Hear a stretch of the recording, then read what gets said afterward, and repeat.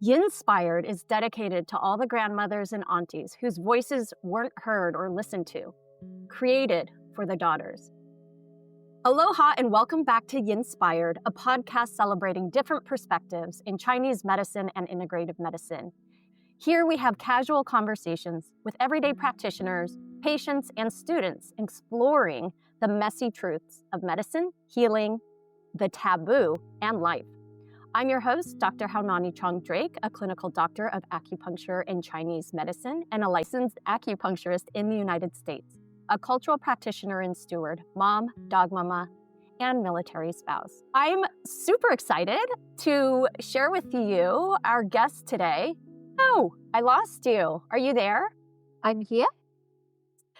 I'm excited to introduce to you our first international guest, Carolyn Sykes, who is an acupuncturist in England. I am so happy to have you here, Carolyn. We've never met in person, but based on our conversations via email, I am very interested and curious where this conversation will take us today. So welcome to Yinspired. Thank you for having me. I'm very excited to be here. Yes, thank you. I know it's taken us quite the journey to align our stars because third time's a charm, right? Yes, definitely. Just curious, what were you doing right before this? I had a patient, but just before that, I had to take a week off because my son was sick. So I've had a whole week of being at home, being mum, and I haven't been to my clinic for a whole week. So I came down to the clinic, opened it up, and was just feeling really pleased to be here. Saw one patient, then had a bit of lunch, and then here I am. Wonderful. And how are you feeling about our time together? Really excited. I love doing podcasts. I think it's one of my favorite things to do. Why? I'm curious. I've come to love them as well, but I'm curious. What's your love? So it's the conversation, as you said, it's that unfiltered conversation. It's being asked questions. So a lot of the patients that come to see us, they don't know. They don't know the wonders of Chinese medicine, and so they don't really know what to ask. They tell us what's wrong with them, and we tell them what we think. But it's so nice to be asked questions and to have a conversation that could go anywhere, and it could go somewhere that you'd never even pre-planned. That's what I like about it. Wonderful. And I'm sure that will happen. All we talked about is we just want to talk about all things yin, right? That's what we just kept coming back to. Like, let's just geek out on this topic of yin. So we will get there. But I will make sure to put your formal bio in the show notes. But could you please introduce yourself to our listeners in your own words, who you are, where you are currently, what you're currently doing, and what interests you have these days?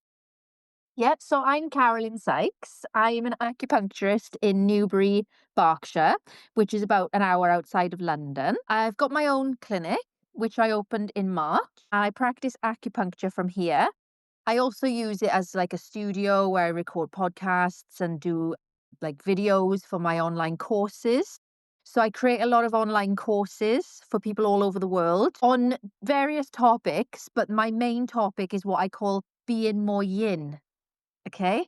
So it's helping women, especially, to really slow down, become still, turn within, and allow the power of yin to do the healing that it can do in this very yang modern world. And yes, before I became an acupuncturist, I worked with horses and I studied Shiatsu for horses. So that was my first real introduction into Chinese medicine, was actually practicing on horses. And recently I've been feeling the call quite strongly to go back and treat horses again because I became an acupuncturist and then all of my time was taken up with my practice and my family life. So yeah, that's kind of bringing it round full circle. That's Yin for horses. incredible.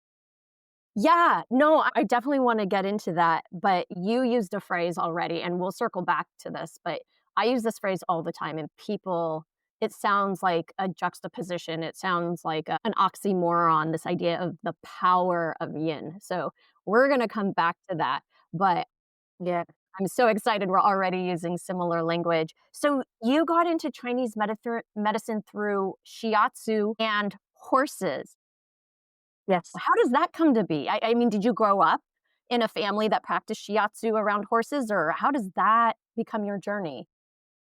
So, how did it become my journey? That's a good question. So, I was very spiritual from a very young age. Like, as young as I can remember, I was very interested in the metaphysical side of life. But the strongest thing I can remember about my childhood was loving horses. I really loved horses. And I went through school and I just wanted to be with the horses all the time. And then I studied for my GCSEs, which is our like end of high school exams. And I was going to a horse college to study equine studies. And at this point, I was so not interested in my studies, but my parents made it very clear to me that if you don't pass these exams, you won't get to go to an equine college and then you won't be able to work with horses in the way that you want to. So that was my driver. And then I got amazing results in my exams. And then I went and did this equine course. And then I realized when I came out of the course that you don't get paid very well working in the horse industry. It's a lot of Really? work. Oh, yeah. It's a lot. I mean, you can, I suppose, work your way up, but, you've got to be a superstar, and it's all very competitive. And, when you're just the normal sort of stable girl, there's no real money in it and it's very hard work. So you literally do it for the love of the horse. And then I started working in horse racing, which was a bit better. You got a house with your job and the pay was better and you got a share of prize money. And that was what really shaped me. That like working with race horses really developed my character and physically developed my strength and fitness and everything as well. And then I was working with the horses, and then I was going to London a lot because in London, they would have every weekend, there'd be something going on. There'd be the latest book launch. And, authors that I followed in the sort of spiritual and healing space would be coming to London to do book launches. I'd go and meet them, get my book signed. And then I would also host them for events in my own area. So I'd ask them if they'd like to come and be hosted by me, and then they would come and they would basically give these talks in my area. And I just like, I connected with a lot of mentors that way. And I was really lucky to receive some really great mentorship. And all the time, I'm still working with the horses. And then I think it was one of my mentors, a guy called the Barefoot Doctor. Have you ever heard of him? He did live in America for a while. It was, I think he was Madonna's acupuncturist at one point, and he basically was quite big in the UK. He'd written a lot of books and he's done a lot of online courses. And then he went around the world teaching. And he basically suggested that I become an acupuncturist. But, yeah, I was always involved with the horses. So for me, it was like a foot in each world. Do you know what I mean? And that's just like who I am as a soul, I think. Yeah, that's beautiful. And so you brought the shiatsu to the horses. I've never heard of that. Yeah. I've heard of acupuncture for horses. My in-laws family is very involved in the horse world, so I just know it distantly. But, they are always telling me, "Why aren't you doing acupuncture for horses? That's where the money is at." But I'd never heard of shiatsu. That is so cool. So, I mean, it's hard for me. My experience with shiatsu is me laying down. So I'm trying to imagine it's not like you're on the ground. How are we doing with the horses here? Well, they can actually sleep standing up. So they can lock their joints and then they can sleep standing up. So they can completely relax their muscles. So they're standing up and we start at the head and we work down the bladder meridian. And we go down the bladder meridian several times, really slowly. The first is with a really light touch. And the second time we put a bit more pressure on. And then the third time we're actually pressing acupressure points. And this is how I learned all about the 5 elements and the organs and the points. And then once we've done the bladder meridian a few times, we start going down the legs. And then we pick up the legs and we rotate them and stretch them. And you rotate and stretch the tail. And then you stretch the neck by taking the head from side to side. And they can completely relax. They can sleep, but remain standing. Oh my goodness. Thank you for putting that visual in my head because all I could imagine was like a horse on the side and you're working Yeah. on it on the ground. And then I'm like, how do you get it to flip over so easily? So Well, I thank think you. There's more things now. So like consciousness and horses is becoming quite a big thing. And now with social media as well, we see videos, don't we? Reels of people actually doing consciousness work with horses, and the horses do lie down and they put their heads in their lap. And what I would like to do more of is like get people in on treatment couches in the middle of a herd of horses and let the horses come and contribute to the healing session and things like this. So So powerful. Yeah, that idea of a horse whisperer, I know that was a popular exactly. book for a Yes. long time. I think they turned it into a movie. But I Yeah. I also know friends who, they may not be a horse whisperer, but there's some other type of animal whisperer in my that's my name for them. But it Yeah. sounds like you have that. You talk about having spiritual gifts as a child. Is this part of those spiritual gifts, is that you feel that communication and that consciousness with the horses when you're around them? Yeah, I think so. I think when I was younger, I didn't really know that I knew. Do you know what I mean? And it's like, I think going on this full circle journey, becoming a human acupuncturist and spending so much time working with people has actually developed my gifts more. And it's given me more trust in myself. And perhaps that's why I'm feeling drawn back to horses now as well, is that I'm ready to use more of what I already had, but I didn't know I had. Do you know what I mean? Yeah. How do you think working with humans has allowed those gifts to develop, but also come more to the surface? How has that evolved for you? I think it's just from being in it every day. You're in it, you're in this work, you're doing Chinese medicine treatments with people all day, every day. And so it's just like over the years, you build up more confidence in yourself and more self trust that you are making the right choices. Like when you first become a practitioner, you question yourself a lot and you wonder if people are actually going to get better. But then as you go through the years, you gather more evidence that actually you do know what you're doing and you are getting people good results. And that takes time. I'm glad you point that out because there are a lot of students and new or, listeners on the earlier side of their practice. And I think that's really important, that it's to recognize you're not alone, right? If Yeah. you're at the beginning of any practice, whether it's Chinese medicine, acupuncture, probably even shiatsu when you began, right? Yeah. Massage therapy, whatever it is, there's a lot of, "Am I doing this right?" "I don't wanna mess this up." And it Exactly. just takes practice. That's why it's called medical practice, right? Not medical Yeah. perfection.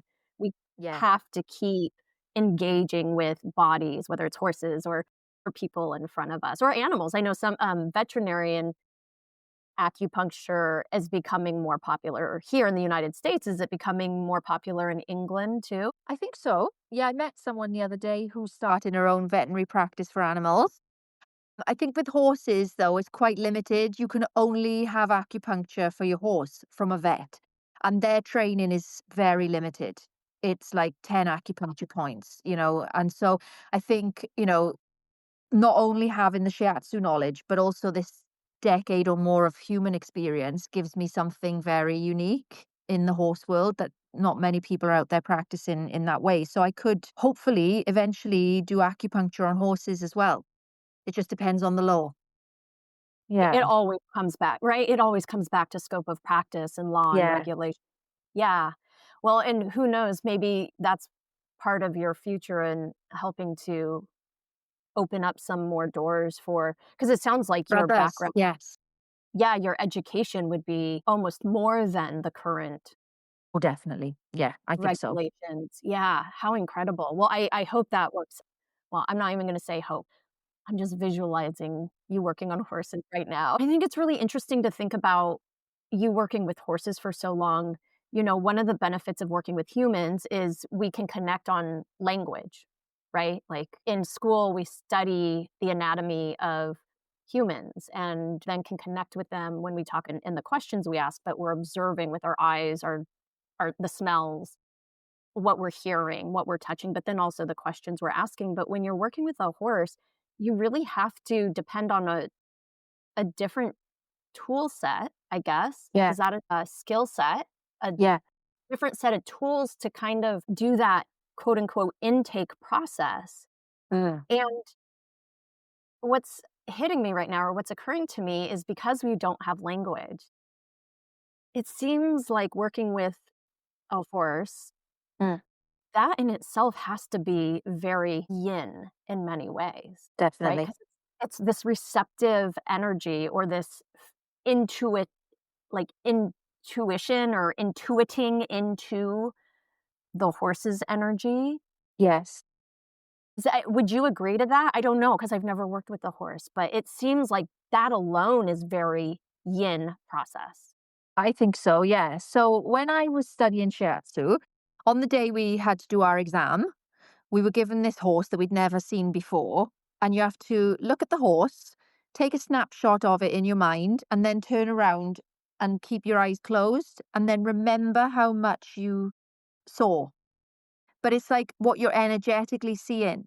So sometimes I would see colors. So, like with the five elements, like sometimes I'd see green.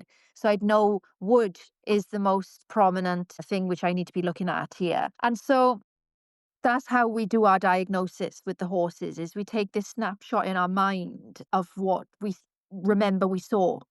And then we also look at places in their body where they're more full or more empty energetically. You can see the places where there's stagnation and where there's deficiency. But then throughout my decade of just focusing on humans, I've also been doing a lot of meditation. And that this is my yin practice. And so it's about presence and it's about being fully still and in the present moment with whatever being you're engaging with, whether it's a horse or a human. And so that comes more into it now. And then also, I've learned along the way that animals communicate to us in pictures. So we have to become still and we have to be present enough to receive those images that the horse is sending us. And that's something I didn't have back in the beginning when I first started practicing shiatsu. So I was literally using my what I'd learned. Whereas now it's more a case of I'm in my yin more and then I'm more available for what the horse is actually trying to communicate with me through pictures, mental images. Oh my goodness. And this carries straight on over, I can imagine, to your people practice, the acupuncture clinic with Yes. people. Yeah. Do you still see I know we all have different gifts and abilities, so when I say this, I'm genuinely curious. Can you do that with humans too? When they come in, you can close your eyes and just generally sense, do the 5 elements or a color come to you in that same way with people as well? Yeah. Oh, yeah. I remember this one time. So, do you remember in COVID times? Of course, you remember. Everyone does? At the clinic where I was working at the time, we used to have to keep people in their cars outside, and you'd have to go outside and get them from their car so that they wouldn't be in the congregating in the waiting room. So this one day, I went outside to see this lady, and I'd never met her before, so I didn't even know whose car I was supposed to be going to. But she was standing outside her car waiting for me. And when I first saw her, I just saw this flash of green go across her face. And then I thought, wood. Then she came in and we started doing the consultation and everything she was telling me was about wood. And then I did the treatment on wood and then she had this miraculous result. And then she went round telling everyone about me. And all these people came because they thought I was going to give them the same miracle she'd had. And I was like, I can't promise this is going to be a one hit wonder for everyone. You know what I mean? Yeah, The less we try to see it, the more available it is to see. The more, if we're present, it's more available to see. But if we're really trying hard to say, like, oh, what color can I see? You're not going to see it. You know what I mean? absolutely. I'm just taking a pause here because that's so profound. What you're saying is very yin in itself. If we're trying, that means we're in activity, we're in motion, we're doing something, we're engaging more on a yang level of energy and consciousness if we're trying. But you Yeah. said, The less you try, the more available it's there. The more, yeah, the less you try, the more available it's there. I mean, that's so counterintuitive to, I would say, at least how I went to school. Although, based on my meditation background and also the spiritual philosophical practices I engage in as well, same, yeah. right? When I stop trying as hard, all of a sudden there's information that I wouldn't have been open to or aware of otherwise.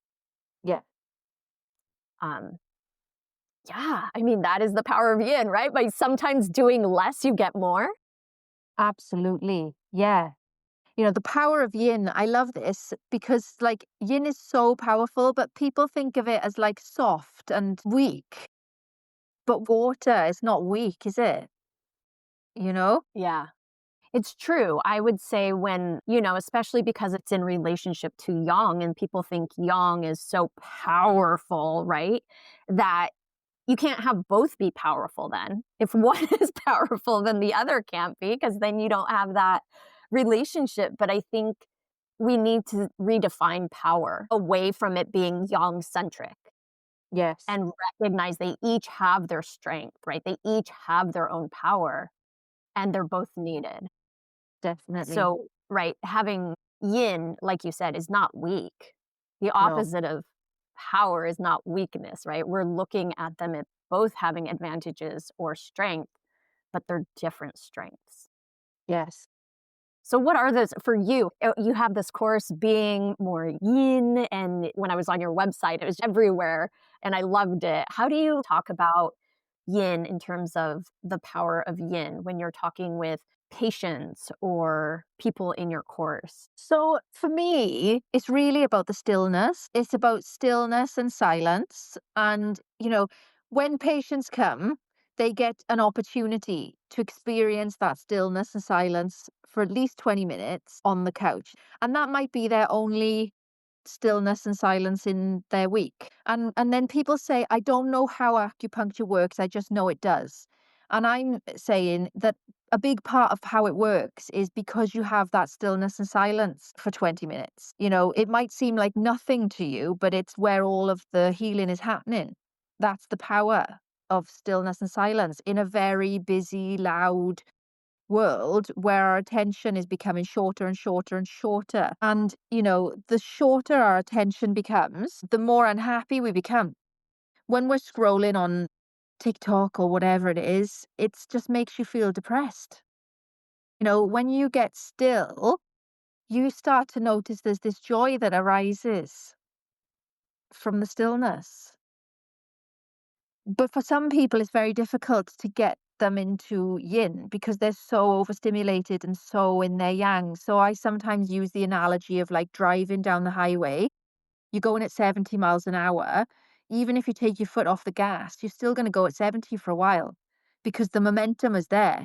And it's like in people's brains, there's so much momentum behind thinking and scrolling and attention switching that even when they try and meditate, they can't do it. But with the needles, it's like it taps into a deeper aspect of yin and it just allows them to have that experience in that time. Because I had this one guy and he was depressed and, he was on all kinds of medications and everything.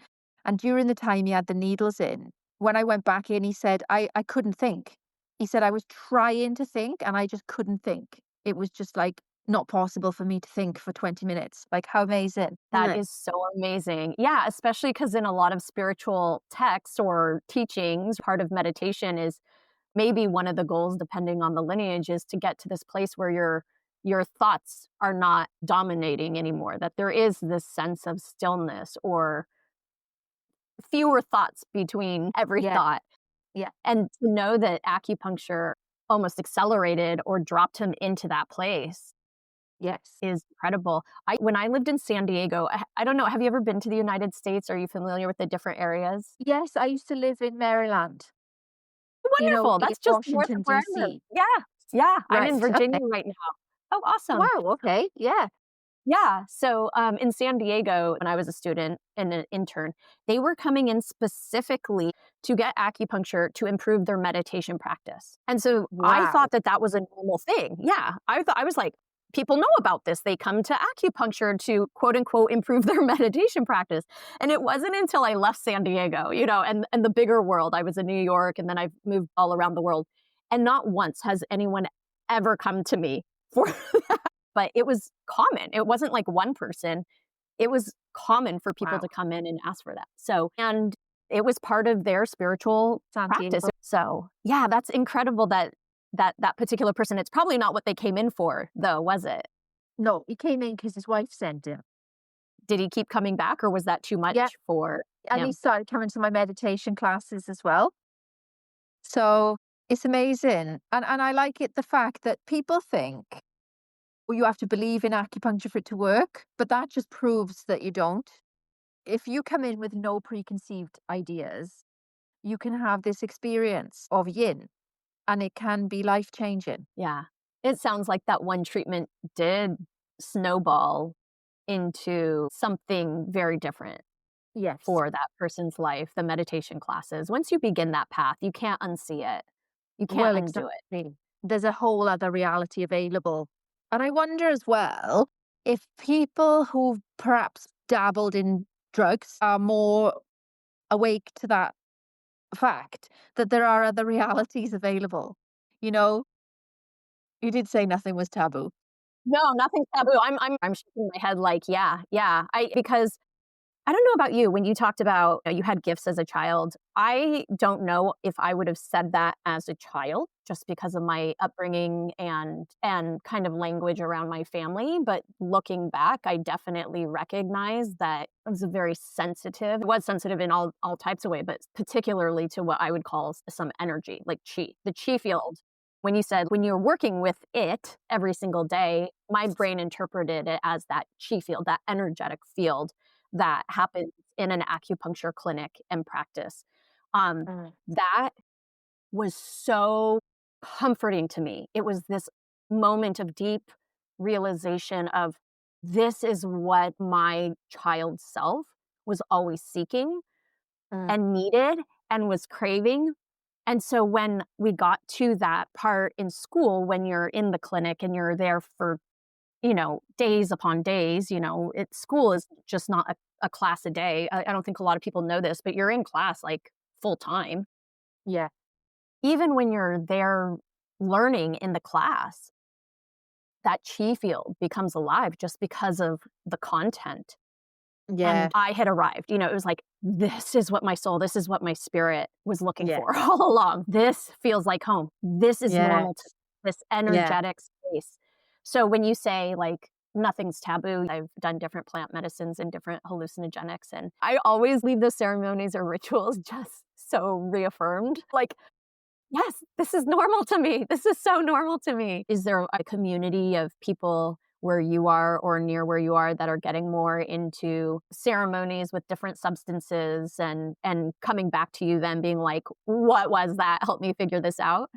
Not so much locally, but more online. Like obviously online, we can be part of communities that we wouldn't ordinarily get access to. And so there's a lot more, like, especially in like the feminine energy kind of world with circles and ritual and priestesses and a lot more kind of exploration of plant medicine in that world. But then they're not coming to me for acupuncture afterwards. So I was thinking of it more in terms of like my past, like when I was younger, when I used to go out partying a lot. And it was like I kind of experienced planes of existence beyond the ordinary. And I always find that the people who've had those experiences are much more like open. And as you say, recognize it when they come into contact with it, either through meditation or through acupuncture, there is sort of like that, oh yeah, I think sometimes if people haven't experienced anything beyond the ordinary, it can be a bit frightening for them, you know, to allow themselves to just like relax and have healing, you know? Yeah, absolutely. I'm going to pause for a second. I don't want us to leave this field we're creating, but my dogs have decided to start playing right behind me, and it just sounds like a bunch of snorting pigs. So hold on, I'm going to move. Thank you for your patience. No worries.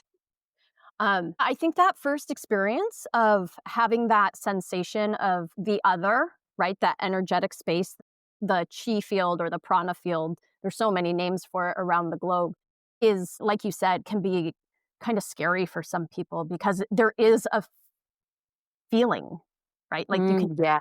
feel it. And if you've Yeah. never felt that before, what do you do with it? Yeah. Yeah. Exactly. How do you help? Because if you're leading meditation groups, you probably have this happen quite a bit. What is your language around that? How do you ease people into that or kind of calm that fear when it arises? Well, I think for me, like when I've been teaching, it's always about bringing it back to the now. It's like you're in the now. There's nowhere else you could be. You're safe. There's never been like an experience when I've been teaching where someone's had anything kind of freaked out or anything like that. You know what I mean? But I've been in other meditation teachers' classes where things have happened where like maybe somebody had like a massive Kundalini awakening. So one of my earliest mentors was a guy called Jason Chan, and he was a Tai Chi master from Hong Kong. And he's another person that encouraged me to study Chinese medicine and also inspired me as well. And he would lead these meditation. So we do Tai Chi, so we get all the chi flowing and everything, and you're in touch with the chi. And then we would sit and meditate, and the power would sort of build in your system. And then people would start shaking. And this one time, this lady had like on her lap, she was sat on a chair and she had like a journal and some pens on her lap. And that she started shaking, and then the chair started shaking, and then the pens started going everywhere. And and we were all just sort of like carry on meditating. And there's all this going on, you know what I mean? And he was just like, go outside and do some squats and some press ups on the grass and get grounded. And it's just like simple, just ground yourself, you're safe, you know, Yeah. nothing to worry about. Yeah. And that's a good reminder too, like the shaking is not always bad, right? I think a lot of times it's when we're exposed to new things that we're not used to or familiar with, it's unless you have a guide to remind you that this is part of the Mm. process, okay, that's where a lot of the fear arises because it's a surprise, like they weren't anticipating it. Yeah, But if you yeah, have someone to exactly. guide you through that process, then it can really help to orient that experience in a way that keeps you in the present. Yeah. Yeah, exactly. Yeah, that's beautiful. I don't know if you're close with them, if you have a relationship with them, but is your family on board with this path that has chosen you and you've chosen it? I'm very lucky. My parents have been so supportive, and they have basically funded my entire career. But they don't get it, like they don't really get it, but they just support me, But my mum more so than my dad. When I was younger, so like when I was a child and I was feeling metaphysically minded, I would ask my mum a lot of questions, and she knew about things like tarot, and she'd done some Ouija board stuff when she was a lot younger, and I just found all that really fascinating. And then when I became more of a young adult, we used to do a lot of angel cards together. And she's very Christian, but very open. It's more like we believe in Jesus, but we also believe in all of the other ascended masters as well. It's like there's a oneness. It's not like a one system is the monopoly on all of it. It's like, to me, there's just like frequencies, and certain teachers and masters are on that same frequency. So you've got like Jesus and Buddha and Krishna, and all of them are on this particular frequency, and we're all on our way there. So my mum's more like sort of, like that, sort of Christian, but open. But yeah, they've been very supportive of me and everything I've chosen to do in my life. So I'm very lucky. But my brother and sister are not into it at all. But my sister's a vet. Well, she's basically trained as a vet, and she's very medically minded, and she actually works in the pharmaceutical industry. So she's got that pharmaceutical brain, and I'm talking more about chi and yin and organs and everything. But we always get on. We never argue or anything. We just got very different worldviews. And I'm like, I'm not totally against pharmaceuticals. I just think that instead of the work we do being someone's last resort, I wish it would be their first resort, and the medicine could be their last resort, Why? so that they could heal in a more wholesome way, and actually take that empowering responsibility for their own journey and their own health, and knowing that they can do it themselves. Like if my body flags up a symptom, I know there's something going on. It might be stress, it might be a thought that I'm constantly thinking, it might be an emotion that's blocked. And if I know I've got the power to identify what that is and release it, and then my body doesn't need to flag up that symptom anymore.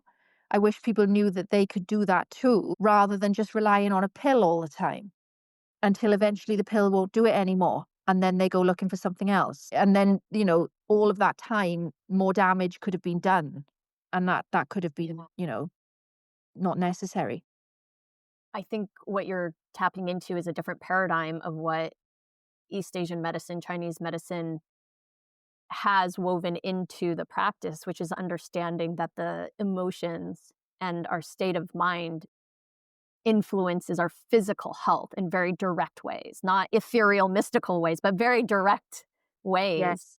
And that is very kind of mind warping, or, it's just a different paradigm. I agree with you. I mean, in situations, emergency medicine, I'm so grateful for, right? Like, I'm so grateful when someone has a compound fracture, they're not waiting for me. And that's not that's not in my cards, but I'm very grateful for time and place. But some of those chronic long-term conditions, it is heartbreaking to hear that you're often the last resort. And I would love, in one of my visions too, is to see that begin to change. It would be really, really wonderful to begin to see Chinese medicine and acupuncture as a first line non pharmaceutical option to begin Yes. that process. Yeah, because it's really hard to sometimes uncover the layers of pharmaceuticals in a person's system after years and decades. Yeah. Emotions, and I saw this on your website too. I know that you speak a lot to emotions, Yeah. and helping someone. The terminology I use is befriend their emotions, right, rather than needing to like conquer or get past them. So, how do you bring emotion into that conversation with your patients? Is it right away? Do you ease into it? What does that look Yeah. like? It's just like one of the normal questions I ask them, in the consultation, but I'm also picking it up. We do feel the emotion, don't we, that they're kind of holding.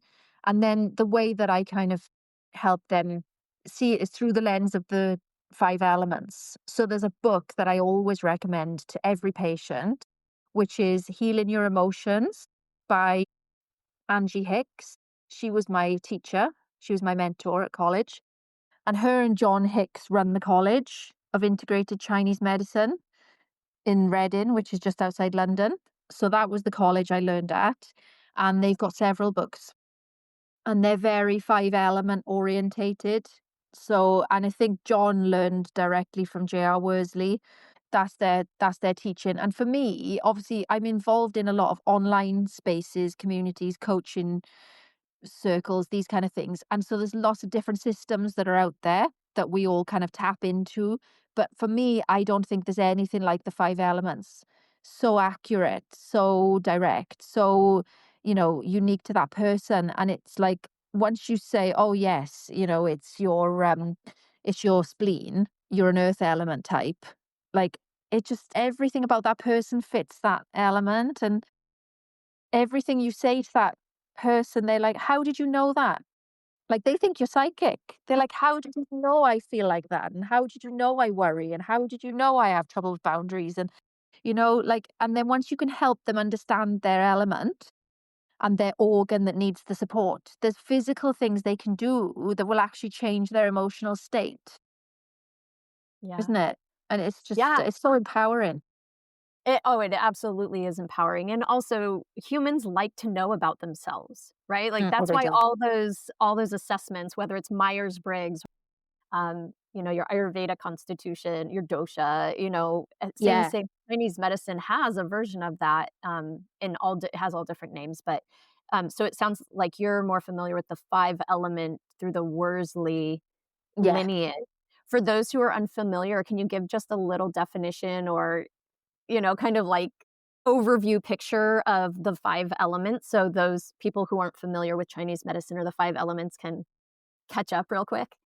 Sure. Yeah, absolutely. So it's wood, fire, earth, metal, and water. So you've actually heard me talking about wood quite a few times on the call already today.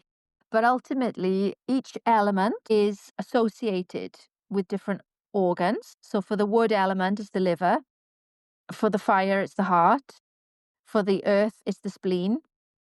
For metal, it's the lungs. And for water, it's the kidneys. And they also resonate to different colors. So each one has its own color. They have their own flavor. They have their own emotion. They have their own time of year. They have their own time of day. What I do mostly with new patients now is I, rather than look for what element type they are as a person, I look for the one that's the most out of balance right now. And then we treat that, and then who they are sort of starts coming through more.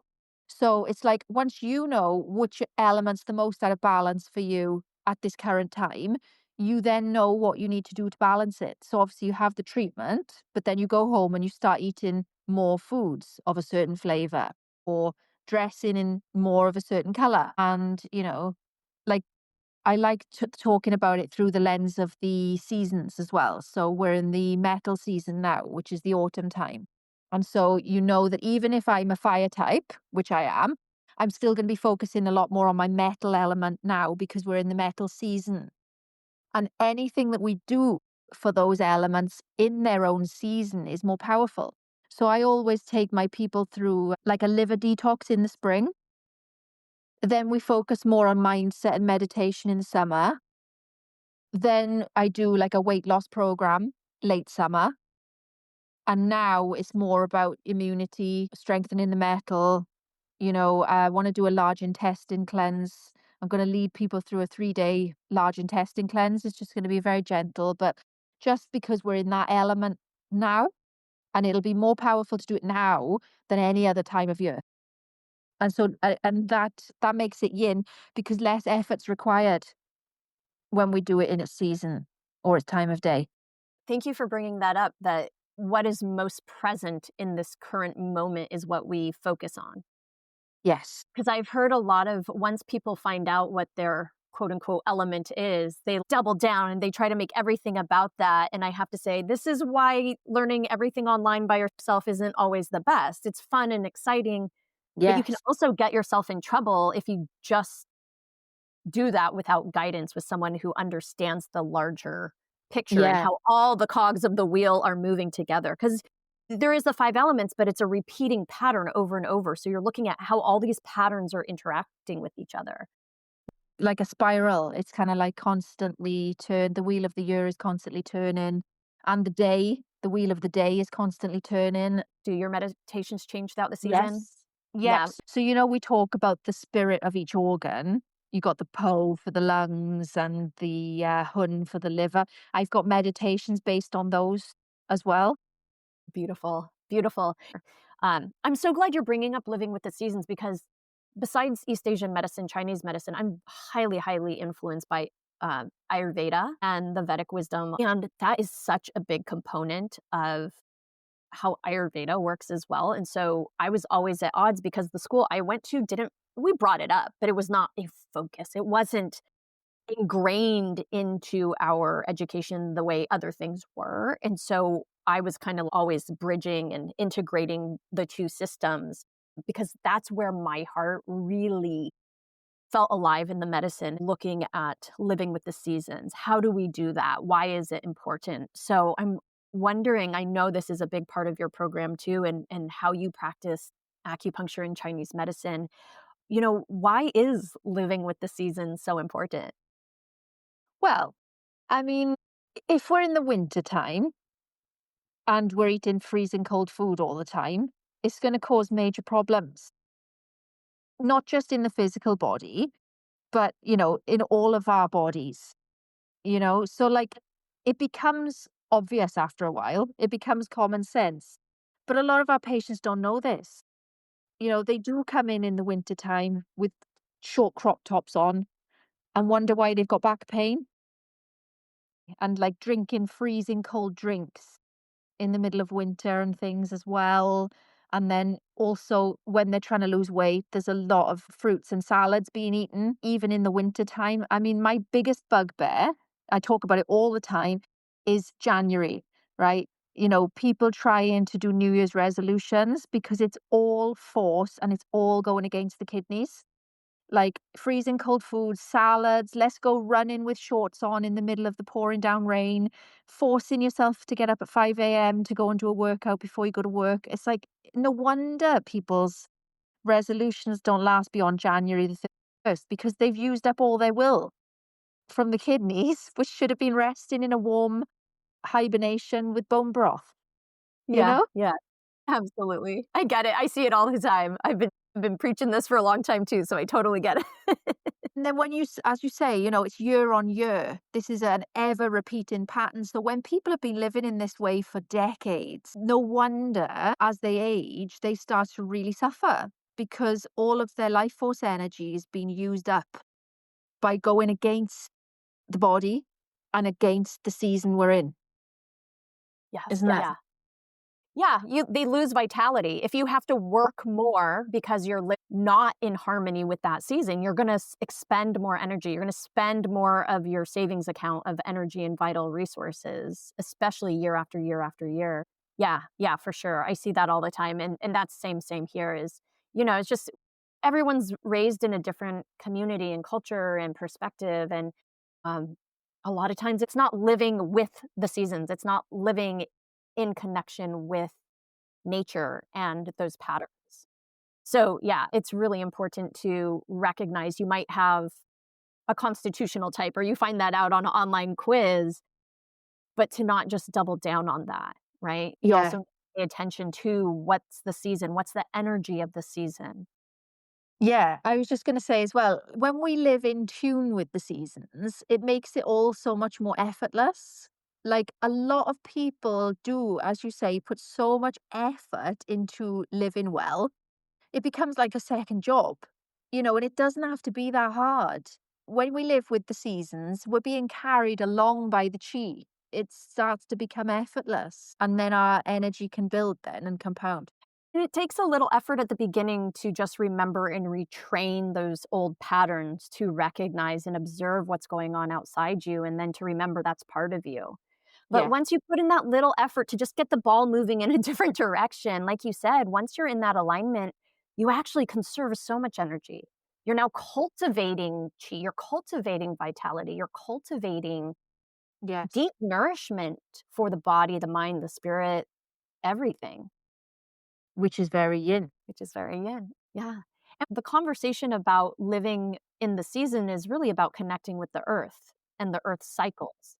And we talk about the earth being yin, right? And I think that's really interesting that, like, if we can point out to people, like, just what season are you living in? It's kind Yeah, of a no-brainer. They go, "Yeah, oh, it's a no-brainer. I know what season." yeah, But to ask them, "Well, what season are you living in?" yeah. "What? I don't even know what you're asking." Yeah, and sometimes it can be that simple as to just recognize, like, do you understand you're part of nature? Are you part of that cycle? Mm. Yeah.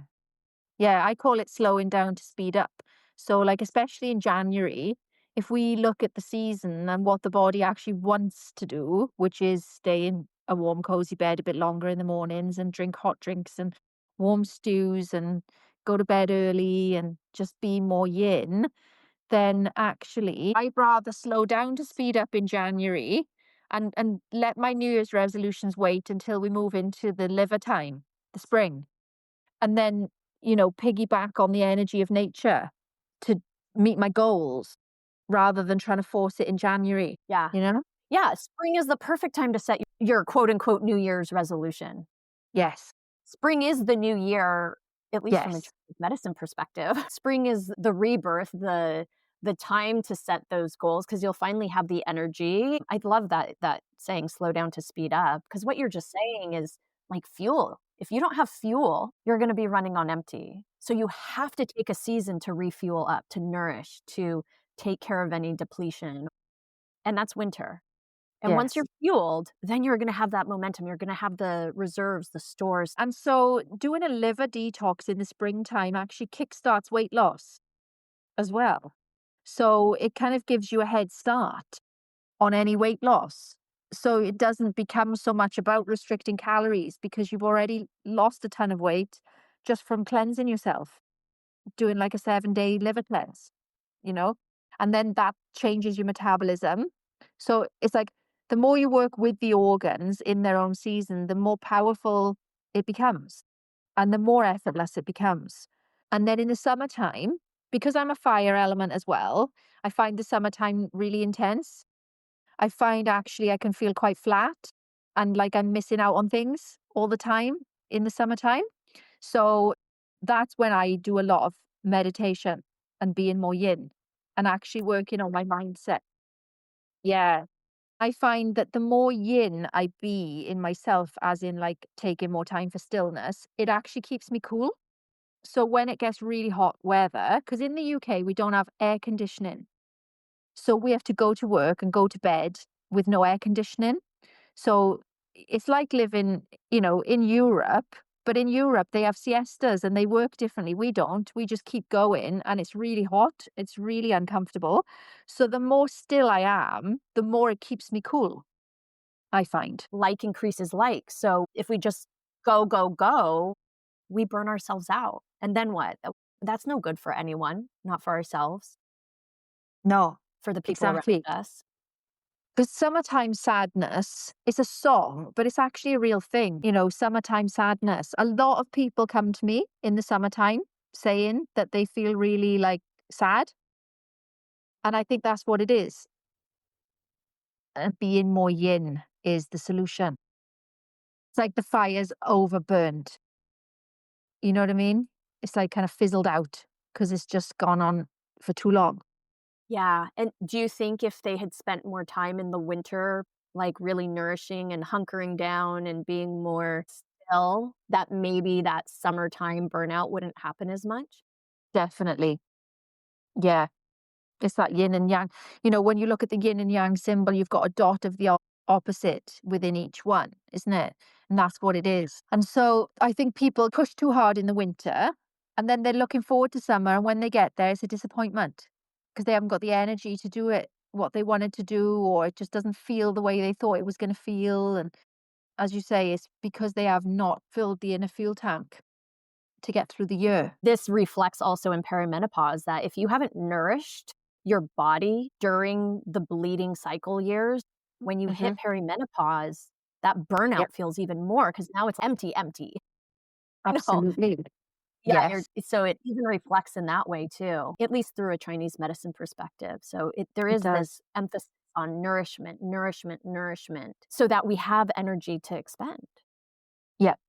Yeah, Yeah. exactly. And I think this is what most people, if they haven't been exposed to Chinese medicine, that seems to be quite a foreign concept. It's like everything else they've been doing, even some healing modalities, are too much push, too much draining, too much force. It's like if some is good, then more must be better. And so they're overdoing their exercise and overdoing their massage, and it's depleting, isn't it? And then they Yep. come to us and it's like, yeah, as you say, the focus is on nourishment. Yeah, I see this all the time. Now that I'm working with a younger population and self-care has become cliche, but also a big thing, especially on the social medias. But I asked them, I was like, "You're stress it sounds like you're stressing out about your self-care routine." Yeah. And they Yeah. kind of It's pause become a and they're new like, source of stress. Yeah. yes, it's a new source of stress. The whole wellness industry is pushing the same messaging, like you're not enough, you gotta put more energy into it to be a better person, and I'm like, "Pump the brakes." If you're stressing out about your healing path or you're stressing out about your self-care, we're doing it wrong, right? Yes. It's the idea is nourishment, right? Everything is already depleting us. Everywhere around us is depleting. So we gotta focus on the nourishment. Yeah. Oh my gosh, you and we gotta we're definitely gonna stay in touch because I can't wait Definitely. to We should do like a workshop or something. yeah, living with the seasons is my thing.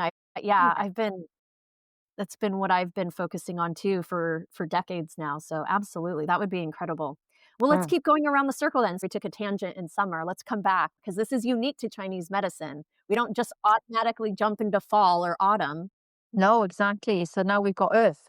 So, like, it's the late summer harvest season, but it's also 18 days at the end of every season, isn't it? Yes, yes. It It's the really is. transition between the seasons. Yes. Yes. It's really that, like, it's like if you're looking at a wheel, it's the cogs. Like the earth is the center wheel and the spokes between Yes. each cog, isn't it? Yes. Yeah. And so Earth is the perfect time to focus on digestion. right? Yes. Earth has to do with spleen, has to do with stomach, has to do with our digestion. So I think when you said your group, you focus on digestion in some way there. I can't remember how. Weight loss. Weight loss. Okay. So Yeah. Because my approach to weight loss is strengthen the spleen. It's not calorie restriction. It's not exercise to oblivion. Is nourish your spleen first and foremost. I love that. I'm so happy to hear that because I stopped taking people who would come in the clinic and be like, I'm here for weight loss. Yeah. Because I was too immature in my practice to find the words. But my initial reaction is, I don't do that. I focus Right. on digestion. And they're like, well, I'm not here to focus on digestion. I'm here to lose weight. And it's like, I might not be the practitioner for you then because they Yeah. wanted like the restricted diet. Tell me exactly what to eat, what to do. And I was like, no, I focus on digestion. Yeah. Yeah, Yeah. And like that whole thing of like restrictive diets and everything is so joyless. It's so, I used to do a lot of it when I was younger, and it really does, because all of these elements work together.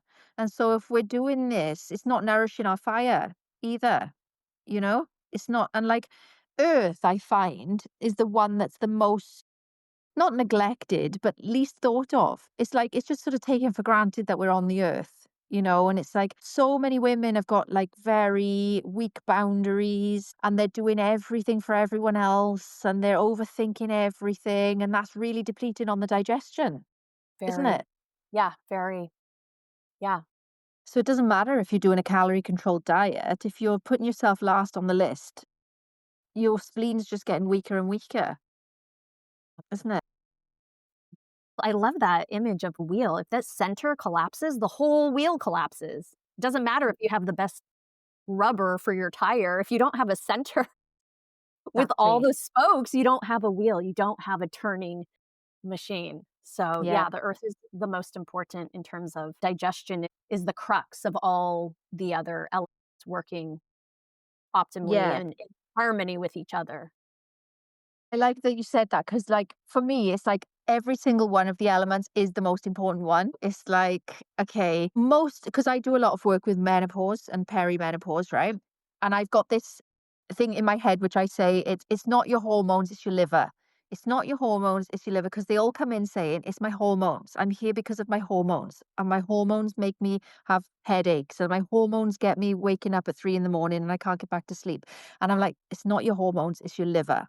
And I said that in my head so many times. I said, I need to make a book. I need to write a book. And it's going to be called It's Not Your Hormones, It's Your Liver. It's going to be a Chinese medicine book for menopause. But in what it became was the online program. So it starts with a quiz and they take the quiz and it tells them which organ it actually is for them. Again, the one that needs the most support right now. And then they go, oh, it's not my hormones, it's my spleen. Or it's not my hormones, it's my kidneys. It's not my hormones, it's my liver. And they can take the right one for them. But I find that with the menopause, it's mostly the liver. Because we're taught about kidneys, aren't we, in school? And kidneys are obviously a big factor, but it's mostly liver, I find, for the menopause symptoms. And then, earth is most important because without earth, we've got nothing. But then fire is very important. Metal's very important because if you don't breathe, you're not going to live longer than 2 minutes. So, and I like metal because it's got that spiritual element to it. Like I'm fascinated by the soul and the Po and the yin, you know, like I like thinking about graveyards and I like thinking about the body. I like thinking about death. I like thinking about where spirits hang out. I like thinking about all that type of stuff? I feel like I can do spirit because let's just bring it all the way back around. We started in winter, now we're talking about fall, which right now is the time when the Yeah. veil is very thin. And in other cultures around the world, they also sense and feel that too, right? Like that's not just a Chinese medicine or a Chinese philosophy or an East Asian philosophy thing. That is around the globe. The veils are very thin. Yes. Yeah, and that's autumn when Yeah. things we even say like, "Oh, the trees are dying." At least my kids say it that way. Like, "Oh, the trees are dying," even though the tree is not dying. The leaves are just falling off, right? They're shedding Yeah. a layer. They're letting go. Yeah, oh, it's so beautiful, just like seeing the leaves coming down. And then like I love the mornings in autumn where it's like it's so crisp and the sun is so pristine and the sky is so blue and then the leaves fall and it's like you can go out with a jumper on, but you don't need a full coat, you know? But there's something about summer where it's like it's just not cozy enough. Like I love fall because it starts to get cozy. Yeah, there is an element of cozy when we listen. In the United States, it's a trend in the fall, pumpkin spice. Everyone Yeah. gets so excited for pumpkin spice. I don't know about there. Is that a big thing in England too? Yeah, well, I discovered it when I came to live in America. So I brought it over to the UK. And I remember when that craze started, I was in the very much in favor of it because I was like, this is perfect. These are the spices we want to be bringing into the fall time. These are all great digestive tonics. These are great for keeping blood moving. And there's a coziness to it, right? Like as it gets cold, for allowing the cold to be balanced by some of the warmth of those spices. Sadly, like we do a lot in the United States, we add pounds and pounds of sugar to it, which then Yeah, takes away all the kind of health takes away. benefits. Yeah, it takes all the health benefits away from it. So, yeah, that's where I'm like, I love fall. I love the idea of pumpkin spice season, and I then have to always remind people and leave the sugar out of it, like, it's okay, a little sugar is fine. It sounds like we are right here where we're seeing things heart to heart. Yeah. Yeah, and I think it's really important too, again, this idea that slow down to speed up. Mm. That is so yin. Yes, that's So my yin. motto. Yeah. Yeah, slow down to speed up. That is the power of yin. So I've just had a really good example of this in my own life. So I've literally, I think I said to you at the beginning, my son was off school sick.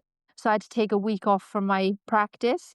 So at first it felt like, oh no, I've got to cancel all this work and dealing with the feelings that were coming up of, oh my God, I can't do this. And then easing into the week and like feeling my feelings to the point where I'm getting a breakthrough at the end of it and having major downloads and realizations about what I could be doing that would slow me down to speed me up rather than just keep plowing on, you know? And so, like, we're talking about it from a health perspective, but this is also from on a business level as well. Slowing down to speed up, you take more time to be yin and you actually have better ideas and you have breakthroughs of how you can get somewhere quicker with less time and energy and money spent and have a bigger impact on people because you took the time to get creative rather than just doing things the way it's always been done, isn't it? Yeah. Yeah, I mean, inertia is a real thing. If we get going and we don't take a moment to just stop and reflect, things Mm, are never going to change. mm. Yeah.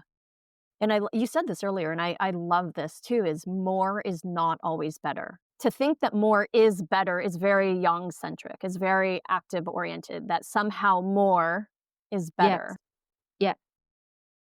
right? Yeah. And a lot of us grew up with that, right? But it's not the It's the case. It's not Western always the worldview, case. isn't it?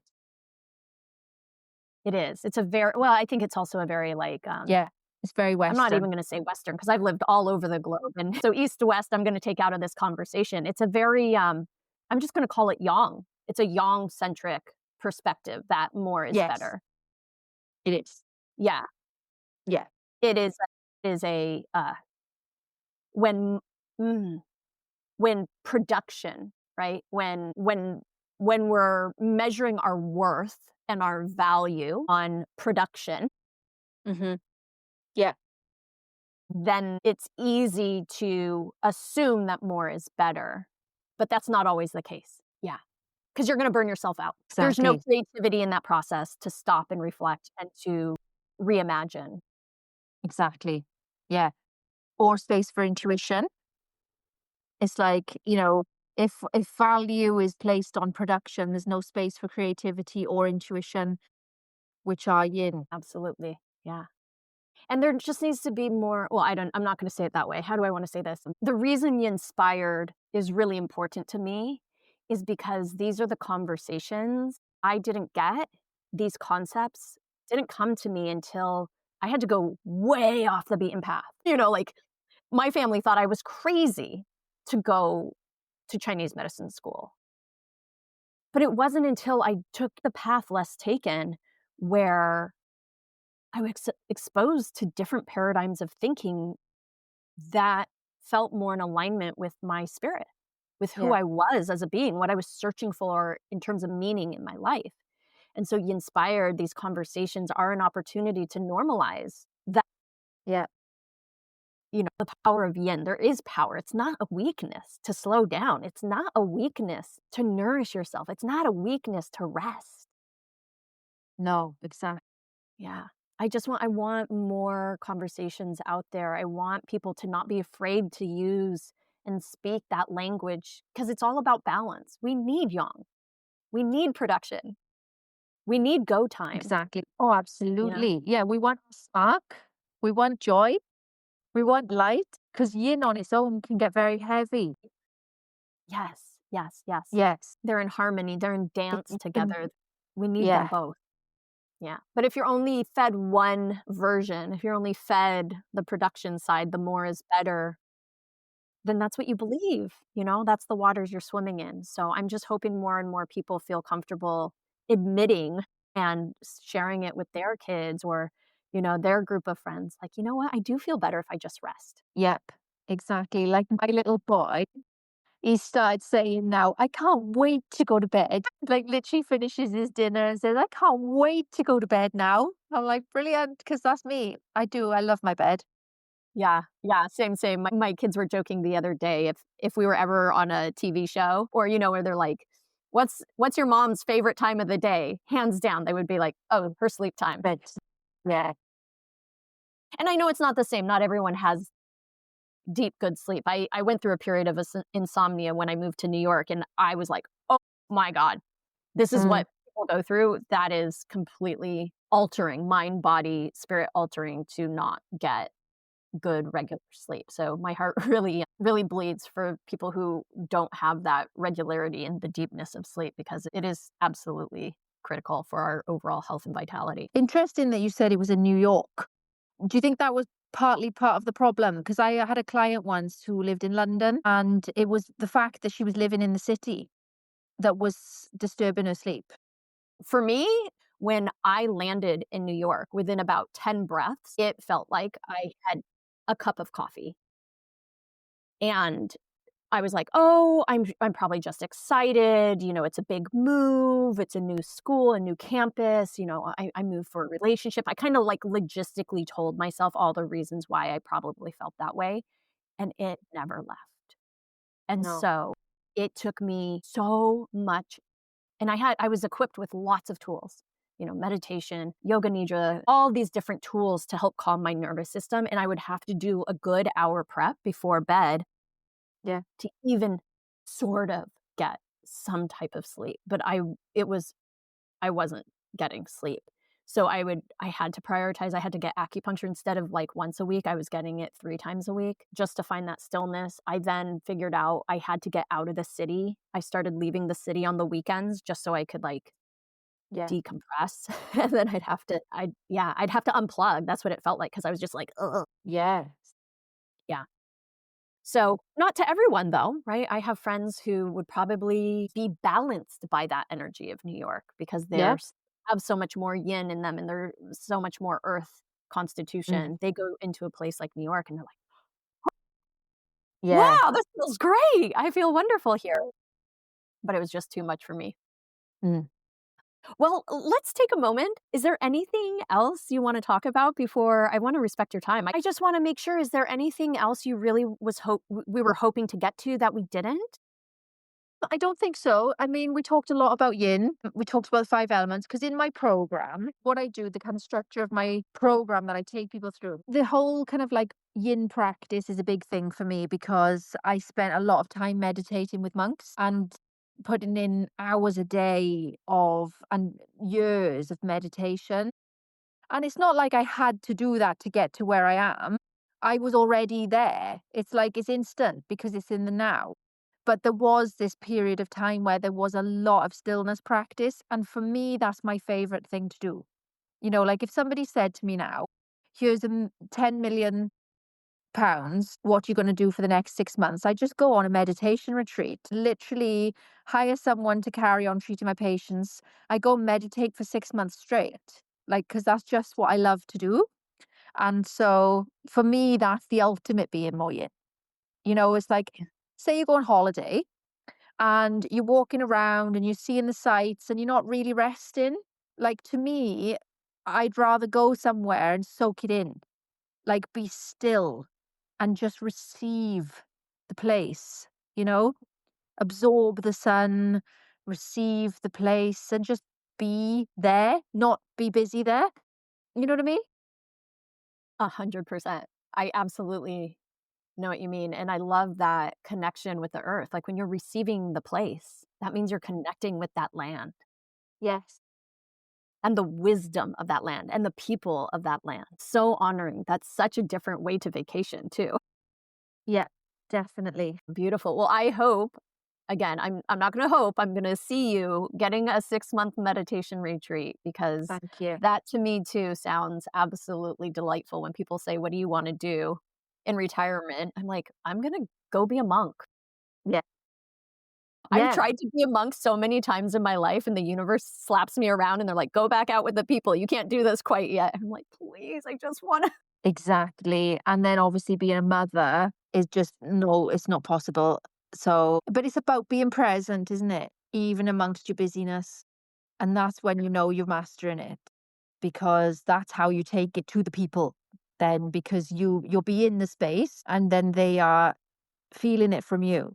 Even when you're in the middle of your busy day, you're able to bring it to them. But there's just something so lovely about being able to give yourself that gift.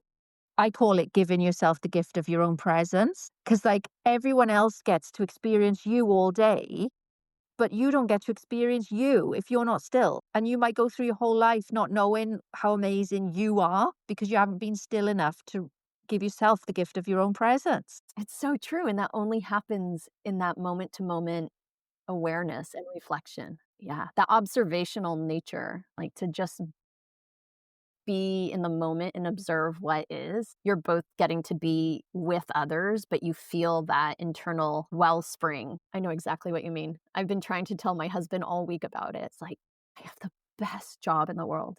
I have the Yeah, best job. I get to meditate all day long. exactly. People think I'm active and I'm doing all these things, but I'm not. I'm a walking meditation all day long. Yeah, you've got that internal kind of gaze at the same time as engaging in the world. Yeah, it's such a gift. This medicine is such a gift. I'm such a fangirl of this medicine for many reasons, as you can tell. But I really, I so appreciate and love your perspective and what you've shared with us. If people want to reach out and connect with you, I'll put it all in the show notes as well. What's the best website, or where can they find you and connect? Facebook. Facebook. I deleted my Instagram because I Okay. just can't keep up with it. And so it wasn't representative of me. But on Facebook, I'll go live. I post 2 or 3 times a day. And, because I am involved in all of these other kind of coaching spaces as well, I do often have lots of ideas and lots of offers. So you might see me posting about 3 different offers in a day. One will be the seasonal program. Another one will be the one I've got coming up next is Have Your Best Christmas Ever. And it's all about creating abundance so that we can experience the best Christmas of our lives. And then every Christmas from there on in can be the best Christmas of your life. So I'm always coming out with these ideas and offers. So they're all on Facebook. And then the website is the structured place where you'll find out more about me and can book and things like that. Okay, perfect. I'll make sure those are in the show notes. I'm so excited. The Perfect. Christmas workshop sounds incredible. Yeah. It's going to be 12 weeks because we've got 12 weeks between now and Christmas. And it'll be a Zoom call once a week. And there'll be study books that we'll be doing together and intention setting and just group kind of like assisting each other to create the best Christmas ever. Amazing. Thank you. I'm so grateful that you came on. And like I told you, I didn't want you to hold back. You don't have to sugarcoat anything, because why does it have to be a fly on the wall? Why can't these conversations be normalized? Right? Yeah. I think my little girl self needed conversations like these, Mm, needed a community where I could have learned language and understood that what I was experiencing and feeling at a deep or energetic level was okay. Yeah. that I didn't have to hide it, that I didn't have to push it away. Yeah. And that it is actually normal. Yeah. It might not be considered normal by the masses, but it really is normal because even though the masses aren't aware of it, doesn't mean it's not there. Like every single one of us has these aspects and soul and chi and, you know, we can cultivate more and more of it when Yeah. we know what we're doing. Thank you for being part of it. Thank you for having me. It's been a Yeah. real So before I leave, I like to do a rapid fire. It can be very, very quick and you can say pass to anything. Are you open to do a little rapid fire? Of course. Okay. So just the first thing that comes to mind and we'll go. Okay. Okay. What's the best advice you've ever received? To live in the now. Are you a morning bird or night owl? Neither. I like to go to bed early and sleep in late. What's your favorite food treat? Chocolate. What's your favorite tea? English breakfast with honey, local honey in. Is there a book that changed your life or mindset that you'd like to share?